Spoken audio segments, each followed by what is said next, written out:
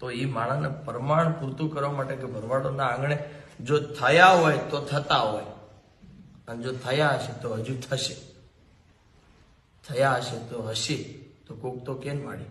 તો એના માટે ભગવતીએ રાતે 2:30 વાગે આ છેલ્લી લાઈન લખાઈ કે રાફડા કોઈ દી હોય નહીં સુના, હજી જાગે ફણીધર ને હમા. રાફડા કોઈ દી એ હોય નહીં સુના, હજી જાગે ફણીધર ને હમા. આ ભેળિયો ઓઢ્યો પણ એ ભીખ નો માંગી, ભેળિયો ઓઢ્યો પણ એ ભીખ નો માંગી.